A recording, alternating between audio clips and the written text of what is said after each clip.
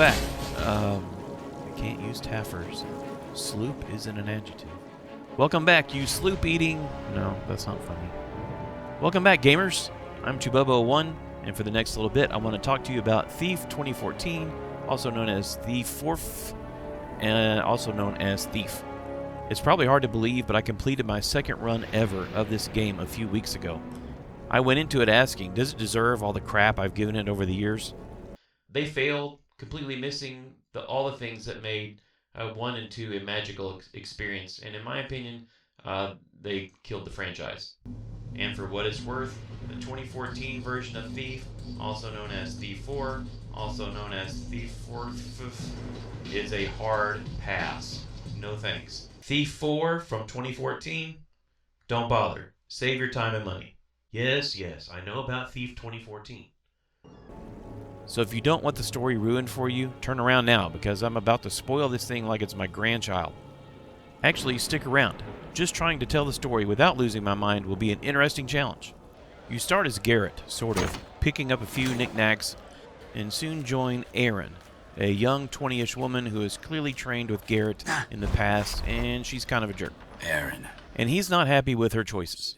Garrett and Erin are working a job together, but near their prize, Garrett decides the job isn't worth the risk. Come on, let's go down there. This will be fun. No. We're done here. Job's over. What? Are you joking? Something's not right. It's too dangerous. And you're not ready yet. You know, I'm not a kid anymore. I can do this.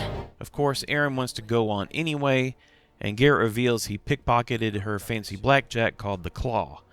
And they fight, and she falls through the ceiling onto a magical stone.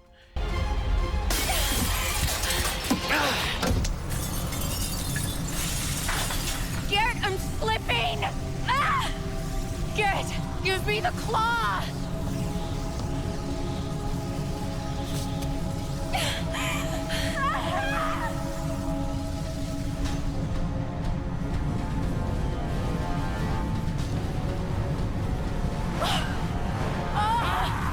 Garrett tries to save her, which zaps one of his eyes, and then abruptly, Garrett wakes up a year later. The city's a wreck. There's a plague. There's a thief-taker general, which is kind of odd because Garrett is the most famous thief, and he's not taken. But what I do have are a very particular set of skills. There's a rebellion against the Baron. Angry people in this city tonight. The Baron's a popular man for all the wrong reasons. And Erin, now a ghost in the Upside Down, keeps appearing every 20 minutes to send me somewhere else.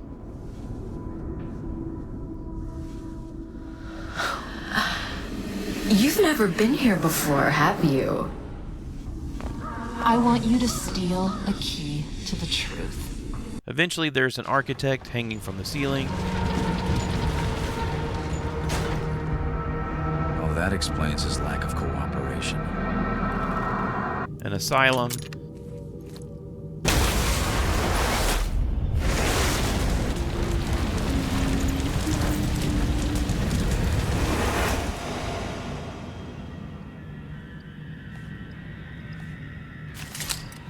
Several trips into the Upside Down.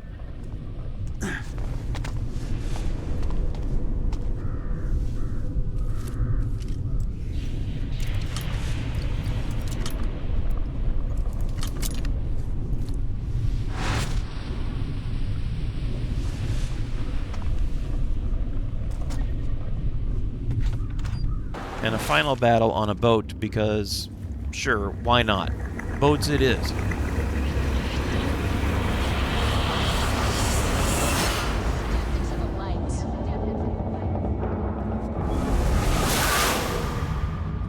Okay, well, I don't know where to start, so let's start with the obvious one. This game looks gorgeous.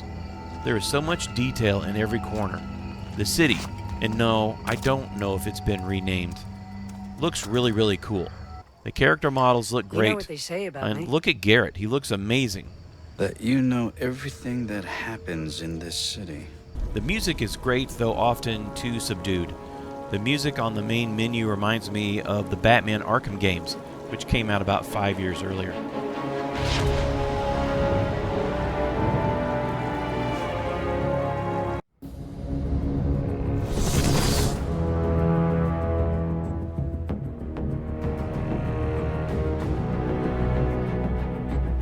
there's at least one musical nod to Thief 2. If I can find it, I'll play it.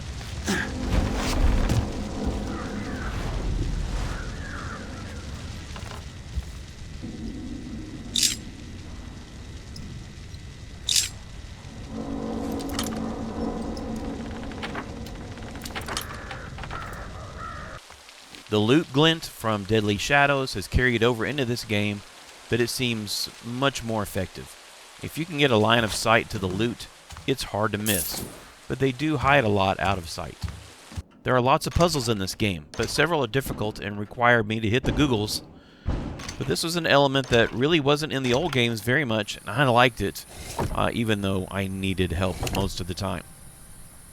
In fact, let's talk about this versus the old games and take a look at what do I think makes a Thief game.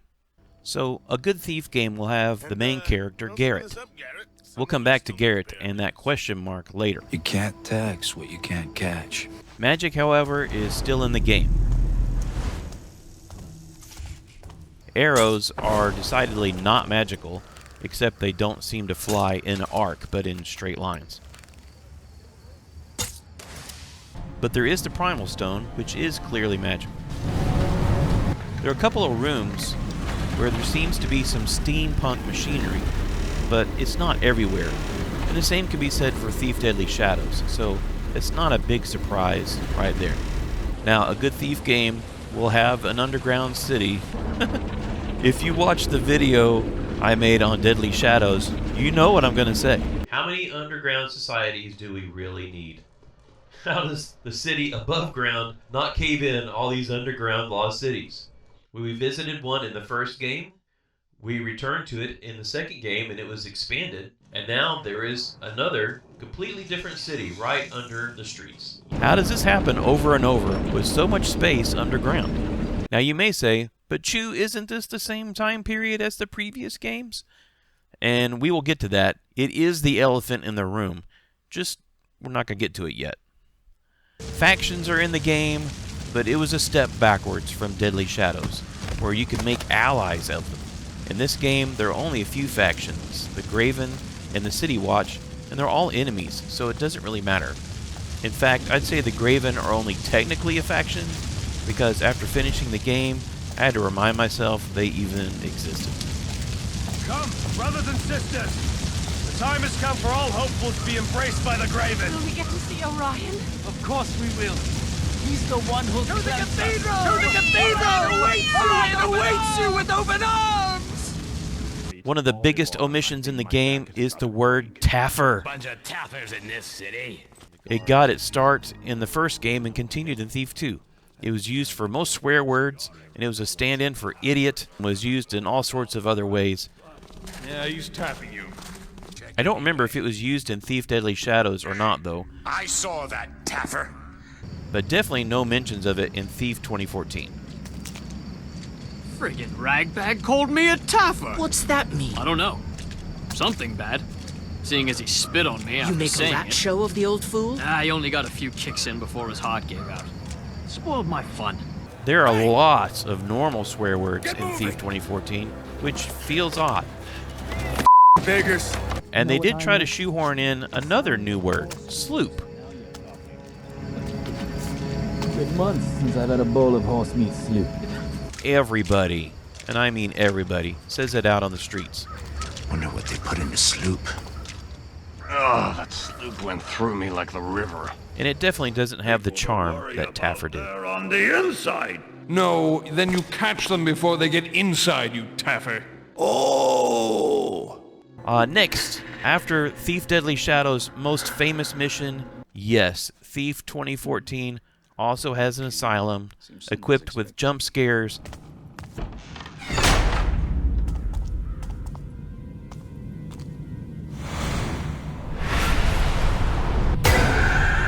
You shouldn't be here. Hauntings,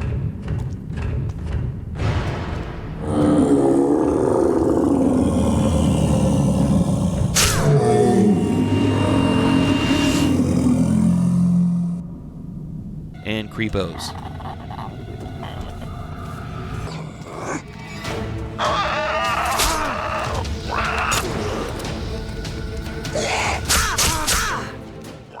me, something else that really felt out of place was all of the birthday suits and rated R material in the third or fourth mission. Yeah, I know the game was rated M, but so was the Dark Project. When I got to that mission, I was honestly surprised. Not because Thief ever visited a brothel before, because fans had explored that idea in a well-known fan mission years and years ago. I was surprised because the official series had always been relatively restrained. This felt like a deliberate shift in tone, and I don't think it was a change for the better. I'm also okay if I'm the only one that feels this way. So anyway, this game has a lot of Thief elements in it. Why was it not a hit? Why did the fan base dump on this game? I think there were three main reasons. The first, and to me maybe the most critical, is the absence of Stephen Russell, the voice of Garrett. I don't take orders from you. The guy they brought in was good, but he simply wasn't Stephen Russell. I need to get across to the Moira Asylum. And every time he spoke, it yanked me out of the game. Whatever happened to just leaving a coin for luck at the Watchman's grave? They totally could have had Stephen redo the lines in the game. Movies do that all the time. It's called ADR, where the actors re-record their lines in a studio so it sounds better than the recording they got on the set or outdoors. And then, to really rub salt in the wound, Stephen actually worked on this game, but in the end, the decision was made to go with someone else. Second, let's talk about the freedom to explore and the architecture. The two are intertwined here. The player is encouraged to explore in Thief 2014, which is good because loot and collectibles are everywhere. In the previous games, you weren't exactly told to explore, but that's what we did anyway. In Thief 2014, if I strayed from the path to my target destination, I would get lost. Now, if you've watched any of my videos, me getting lost is sadly normal. But in Thief 2014, getting lost means another 30 to 60 minutes of wasted time trying to get oriented or figure out where I need to go. And it wasn't just me. This is one of the big flaws in the game. They spent a great deal of time making an extraordinary city, but it's difficult to navigate. Getting from one part of the city to another might require raising a window and cutting through an apartment, but you have to know which window. It might mean shoving nearly camouflaged crates and beams out of the way to squeeze through a passage, but you need to know where they are located, because they're almost hidden. Yes, at first, just like Deadly Shadows, it's a way to limit the player where they can go on the map, and then expand later. However, in Deadly Shadows, late in the game, when the whole map is accessible, you can literally go through gates or doors right next to the gates. Not in Thief 2014. In fact, more than once the waypoint marker takes me right to closed gates, and then I have to spend another 30 minutes or so searching around, trying to find a window or something to get around it. It's extremely frustrating, and in that amount of time, I'm liable to forget where I was going and why I was going there. The third thing that contributed to the negative opinions about this game was the story. When the game begins, you see Garrett working alongside a 20-something-year-old woman. I, along with everybody else, assumed it was the girl from the end of Deadly Shadows. It would make sense. Time had passed in the game, and 10 or 15 years would put the girl from Deadly Shadows about the right age. You have talent. It's no easy thing to see a keeper. Especially one who does not wish to be seen. But someone decided this should be a reboot, not a continuation. And then later, after its release, it was retconned that this game was a couple of 100 years in the future. I'm sorry, what? So coincidentally, a few hundred years in the future, another master thief, also named Garrett, is running around the city with a blackjack? That's either the biggest coincidence in gaming history, or Garrett is the most popular baby name in this universe.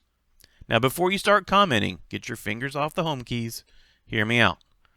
I've done the same mental gymnastics with another franchise I love. So I understand the need to make it make sense. While I was putting this review together, I came across a video that outlined the game's development history. I hadn't realized just how many leadership changes the project went through, And then suddenly, a lot of things I've been struggling to put in words about this game started to make sense. Let me explain with an example I'm more familiar with. We have to go back to the 90s and 2000s, before music studios started to crash and burn. Back then, if a music studio liked you, you would get one of two kinds of contracts. One contract is the hit it big contract that got you in the studio, cranked an album out, and you got the tour buses, and off went your career. The other was the dreaded developmental contract. You signed with the studio, you went in and started recording. Let's say that you eventually finish your album of 12 songs. You take the songs to the head of the studio, and surprise, it's somebody new. They listen to your songs, throw out 9 of them, and say, let's keep these 3 and give us 9 more like those. So you go back to write more songs. 6 months later, you go back to the office with your album, and surprise, it's someone different again. They like 3 or 4 songs, toss the rest, and tell you to go back. Rinse and repeat indefinitely. The dark side of this, which is not Thief-related, all those throwaway songs belong to the record company. They aren't yours. Anyway, changing of the bosses is what happened with Thief 2014. The boss of the moment would say, hey, make this a sequel, and you work on it becoming a sequel. Enter the new boss. No, this can't be a sequel. Make it a reboot. So you start changing it so it's a reboot and begin changing the story. Then enter boss number 3. What's going on here? Make it a co-op. And so on. Imagine trying to paint a picture while someone keeps swapping the canvas. The actual people working on the game keep getting different orders from their carousel of bosses. But the multitude of bosses had no consistent vision to help shape the game. Most of the individual decisions weren't bad. They just never stopped changing directions. In spite of the upgraded appearance, it didn't know what it was supposed to be. In fact, you could say that Deadly Shadows knew exactly what it was supposed to be, but didn't have the technology to be it. Thief 2014, on the other hand, had the technology, but didn't have a solid identity, and in the end, became forgettable. Yes, the graphics are gorgeous, and everything looks great, but I didn't feel anything. Garrett didn't really develop as a character. I remember finishing Thief the Dark Project just being blown away by the idea that this selfish, greedy dude realized that his greed just screwed the world and was going to set it right or possibly die in the attempt. But here in Thief 2014... Garrett, use me the claw!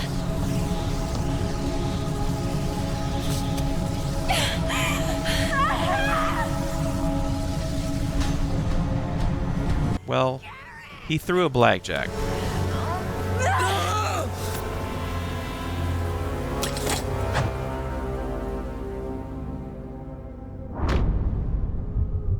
Now, this is a fun game in a gorgeously wrecked world, but its title might be better as Stealth, a Shadow of Thief. I don't think Thief 2014 failed because it lacked talent. I think it failed because it lacked confidence. The artists were talented, the environments are gorgeous, the soundtrack is excellent, and the stealth mechanics mostly work. But somewhere along the way, they stopped asking, what makes a good Thief game, and started asking, what makes a modern stealth game? These are not the same question. If this had been released under a different title, it might be talked about more today.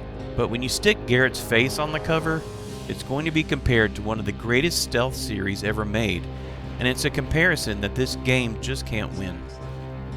I don't know if we'll ever get another Thief game, but if we do, I hope it remembers what made us fall in love with Garrett and his world in the first place.